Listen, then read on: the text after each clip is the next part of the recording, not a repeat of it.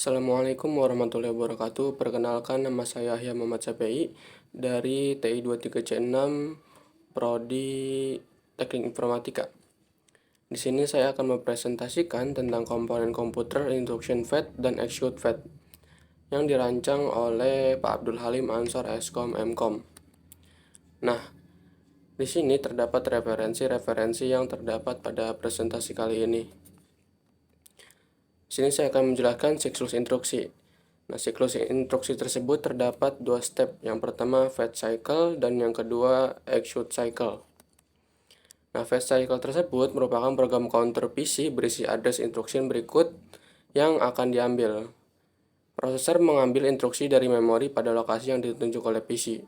Nah, di sini bisa menaikkan PC kecuali ada perintah tertentu. Instruksi yang dimasukkan ke instruction register. Nah, proses menginterpretasi dan melakukan tindakan yang diperlukan. Selanjutnya, execute cycle.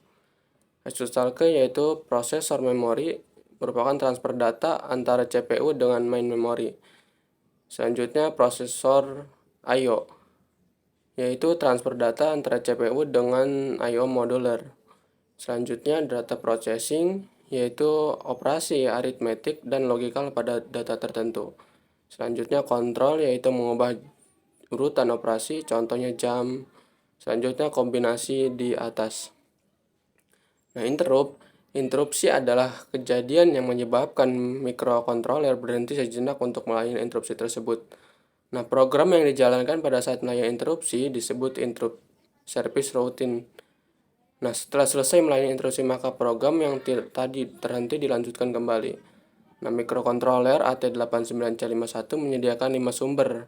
Nah, 5 sumber tersebut terbagi menjadi 3, yaitu 2 ke interupsi eksternal, dan yang kedua ke interupsi timer, satu lagi ke interupsi port serial. Nah, register yang mengontrol interupsi yaitu AI, interupsi enable, dan IP, interrupt priority. Nah, interrupt adalah sinyal dari peralatan luar atau permintaan dari program melaksanakan suatu tugas khusus. Jika interrupt terjadi, maka program dihentikan terlebih dahulu untuk menjalankan rutin interrupt.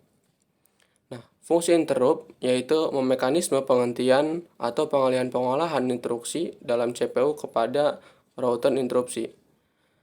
Hampir semua modul memori dan I/O memiliki mekanisme yang dapat menginterupsi kerja CPU. Tujuan interupsi itu sendiri yaitu secara umum untuk manajemen pengeksekusian rutin interupsi agar efektif dan efisien antara CPU dan modul, yaitu modul I/O ataupun memori. Setiap komponen komputer dapat menjalankan tugasnya secara bersamaan, tetapi kendala terletak pada CPU. Di samping itu, kecepatan eksekusi masing-masing modul berbeda, dapat sebagai sinkronisasi kerja antara modul. Interrupt. Nah, kelas-kelas interrupt atau sebab terjadinya interrupt. Yang pertama, program. Nah, program dibangkitkan dengan beberapa kondisi yang terjadi sebagai hasil dari suatu eksekusi interrupt. Yang kedua, timer. Nah, timer dibangkitkan oleh timer di dalam prosesor. Yang ketiga, I/O. Dibangkitkan oleh I/O controller untuk memberi signal penyelesaian normal atau memberikan signal berbagai kondisi error. Yang keempat, H atau W failure, dibangkitkan oleh kegagalan seperti kegagalan atau memory parity error. Proses interupsi yaitu dengan adanya mekanisme interupsi, prosesor dapat digunakan untuk mengeksekusi instruksi-instruksi lain. Nah, proses selanjutnya yaitu suatu saat modul telah selesai menjalankan tugasnya dan siap menerima tugas berikutnya, maka modul ini akan mengirimkan permintaan interupsi ke prosesor. Kemudian prosesor akan menghentikan eksekusi yang dijalankan untuk menghandle routine interupsi. Setelah program interupsi selesai, maka proses melanjutkan eksekusi program kembali. Nah, saat sinyal interupsi diterima, proses ada dua kemungkinan tindakan, yaitu interupsi diterima atau ditangguhkan dan interupsi ditolak. Nah, jika interupsi ditangguhkan, apa yang dilakukan oleh prosesor? Nah, prosesor yaitu menangguhkan eksekusi program yang dijalankan dan menyimpan konteks. Nah, tindakan ini adalah menyimpan alamat instruksi berikut yang akan dieksekusi data lain yang relevan. Proses yang menyetel program router atau PC ke alamat awal routine interrupt handler. Nah, berikut ini adalah tabel vektor interupsi pada mikroprosesor keluarga Intel. Nah, di sini banyak ya. Nah, selanjutnya yaitu instruksi interrupt pada PC atau personal komputer. Nah, interupsi pada personal komputer tersebut berbeda dengan interupsi pada table interrupt di atas tadi ya. Nah, sebab PC pada awalnya dikembangkan berbasis kompatibel dengan sistem 8086-8088. Jadi, interupsi yang sama di setiap PC adalah interupsi nomor 0 sampai 4. Nah, berikut ini adalah tabel interupsi yang terdapat pada PC.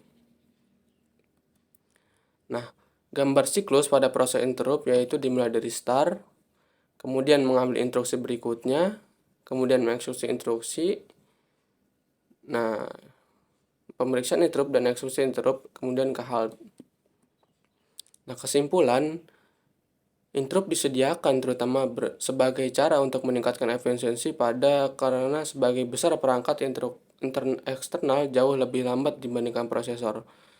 Nah, jenis-jenis interupsi yaitu ada software, ada hardware. Nah, software interrupt adalah interrupt yang disebabkan oleh software yang sering disebut system call. Misalkan, suatu program ingin mencetak hasil printer. Yang kedua, jenis interruptnya yaitu hardware. Interrupt hardware terjadi karena adanya aksi pada perangkat keras, seperti penekanan tombol, keyboard, atau menggerakkan mouse. Interrupt hardware terbagi menjadi dua, yaitu maskable interrupt yang terjadi karena dari luar seperti timer, keyboard, serial port, flash disk, desktop drive. Nah, yang kedua, non-maskable interrupt terjadi karena memori atau kesalahan parity pada I/O. Nah, sistem operasi kompleks. Interupsi ganda atau multi-table interrupt misalnya, suatu komputer atau menerima permintaan interrupt saat proses pencetakan berhenti selesai disampaikan itu ditemukan dari komunikasi atau memberikan permintaan interrupt setiap kali data tiba.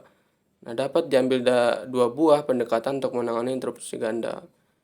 Ya, pendekatan tersebut ganda yaitu pendekatannya dua, yaitu pendekatan ini disebut dengan pengolahan interrupt atau berurutan. Yang kedua yaitu pengolahan interrupt bersarang, yaitu mendefinisikan prioritas bagi interupsi. Apa sih metode multi-table interrupt? Nah, dengan tidak mengizinkan terjadinya interupsi lain pada suatu saat interrupt sedang diproses. Nah, keuntungannya itu pendekatan tersebut cukup baik dan sederhana karena interrupt ditangani dalam urutan yang cukup ketat.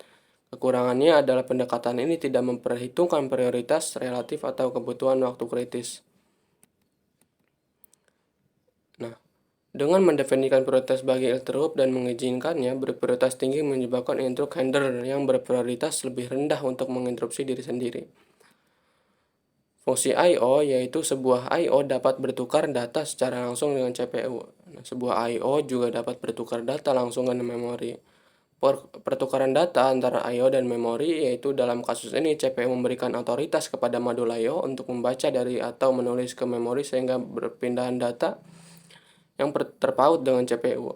Nah, selama perpindahan seperti itu, modul I/O mengeluarkan perintah baca atau tulis ke memori yang membebaskan CPU dari tanggung jawab pertukaran data. Nah, operasi seperti ini dikenal dengan DMA, Direct atau Memory Access. Nah, struktur instruksi harus mendukung jenis perpindahan berikut, yaitu memori ke CPU, CPU ke memori, I/O ke CPU, CPU ke I/O, I/O ke memori, atau memori ke I/O. Nah, sekian. Terima kasih. Assalamualaikum warahmatullahi wabarakatuh.